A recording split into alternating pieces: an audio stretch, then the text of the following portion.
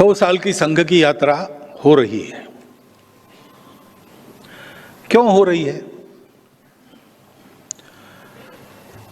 संघ चलाना है ऐसा नहीं है। संघ चलाने का एक उद्देश्य है। और ये राष्ट्रीय स्वयंसेवक संघ क्यों शुरू हुआ?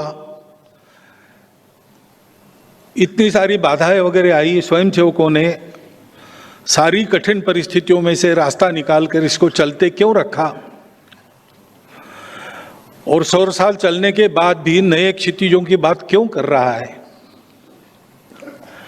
इसका अगर एक वाक्य में आपको उत्तर देना है तो वो वाक्य संघ की प्रार्थना के अंत में हम स्वयंसेवक लोग रोज कहते हैं, भारत माता की जय।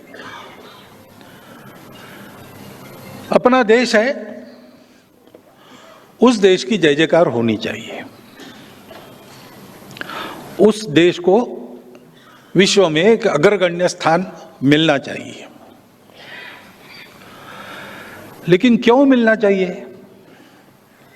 अग्रगण्य स्थान तो एक ही देश प्राप्त करेगा और विश्व में सैकड़ों देश हैं। उसके लिए भी एक नई स्पर्धा उत्पन्न करनी है क्या? तो ऐसा कोई इरादा नहीं है। लेकिन उसके पीछे एक सत्य है। दुनिया में इतने देश है, क्यों है?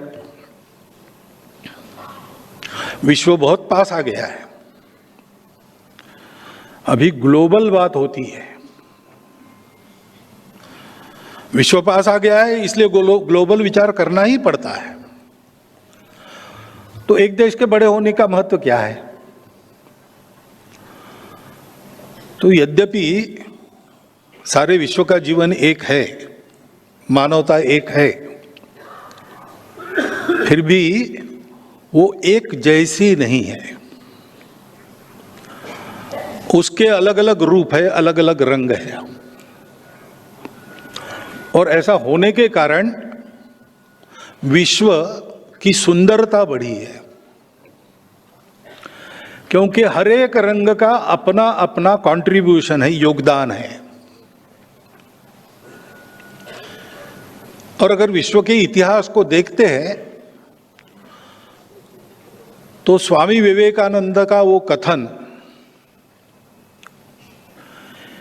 कि every nation has a mission to fulfil, प्रत्येक राष्ट्र को एक मिशन होता है दुनिया में जो फुलफिल करना है। प्रत्येक राष्ट्र का विश्व में कुछ योगदान होता है जो समय समय पर उसको करना पड़ता है। वैसे भारत का भी अपना एक योगदान है। विश्व के किसी देश को बड़ा होना है,